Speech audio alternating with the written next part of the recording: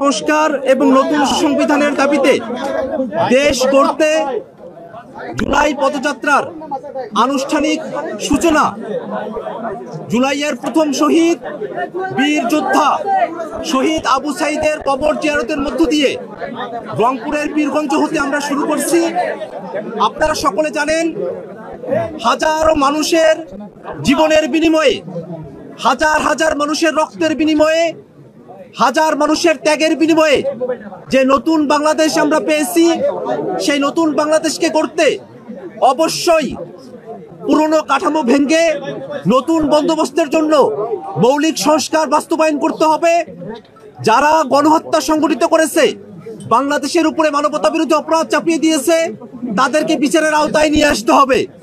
একই সাথে বাংলাদেশের পুরনো যে সংবিধান, এই মুজিববাদী সংবিধান ফেলে দিয়ে নতুন এক সংবিধান প্রণয়ন করতে গণপরিষদ নির্বাচনের আয়োজন করতে হবে।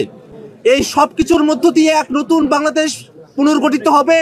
নতুন সেই বাংলাদেশ গড়তে সারা দেশব্যাপী গোটা জুলাই মাস সহ আমরা জাতীয় নাগরিক পার্টি এনসিপির পক্ষ থেকে জুলাই পদযাত্রা শুরু করেছি।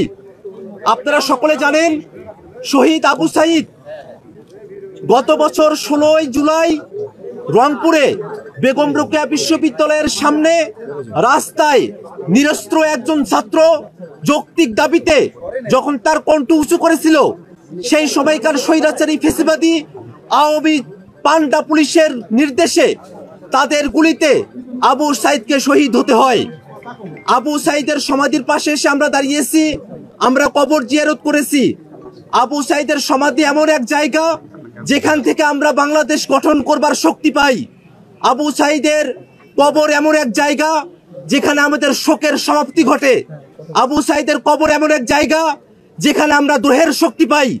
আবু সাঈদের কবর এমন এক জায়গা যেখান থেকে গোটা বাংলাদেশকে আমরা বিনির্মাণ করার সুযোগ পাই, শক্তি পাই। সে আবু সাঈদের কবরের পাশে এসে আমরা দাঁড়িয়েছি।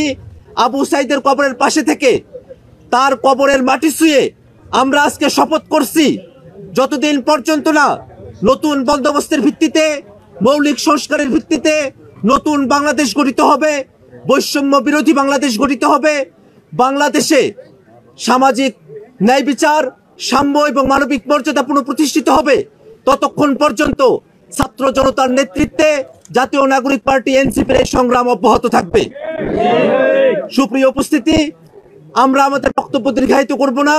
এই পর্যায়ে আপনাদের সামনে বক্তব্য উপস্থাপন করবেন জাতীয় নাগরিক পার্টি এনসিপির সম্মানিত আহ্বায়ক, এক দফার ঘোষক জনাব নাহিদ ইসলাম। আজকে 1 জুলাই গণ অভ্যুত্থানের 1 বছর পূর্তি শুরু হচ্ছে আজ।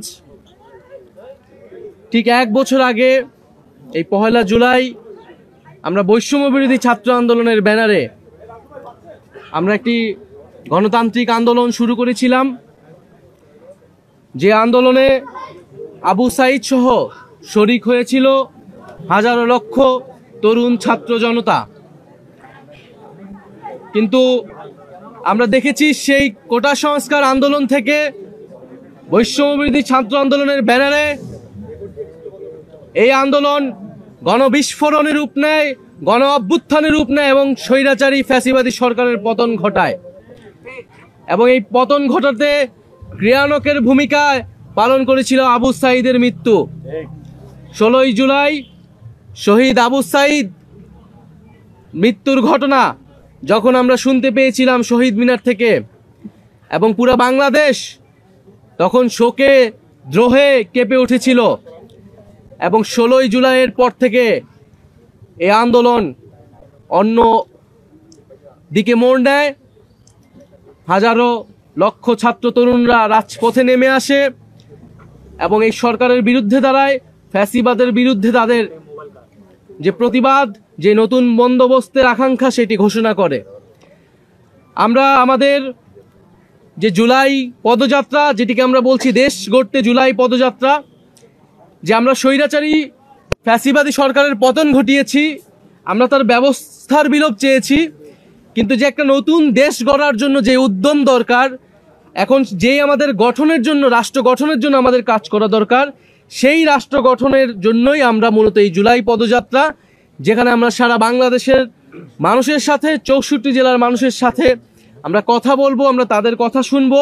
আবু সাঈদরা যে কারণে মারা গিয়েছিল সেই স্বপ্ন, সেই আকাঙ্ক্ষা আমরা তাদের কাছে তুলে ধরব।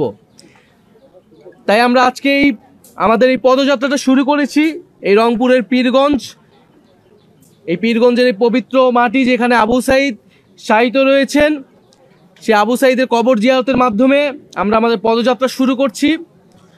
আবু সাঈদ যেভাবে পুলিশের বুলেটের সামনে বুক চিতিয়ে দাঁড়িয়েছিল, সেটাই জুলাই গণঅভ্যুত্থানে আমাদের অনুপ্রেরণা ছিল।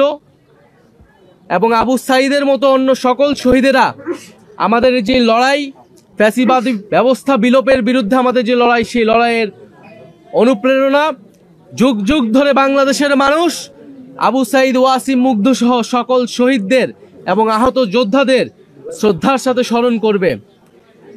আজকের দিনে আমি জাতীয় নাগরিক পার্টির পক্ষ থেকে এবং গণ অভ্যুত্থানে অংশগ্রহণকারী সকল ছাত্র জনতার পক্ষ থেকে আবু সাঈদ সহ সকল শহীদদের, আহতদের স্মরণ করছি।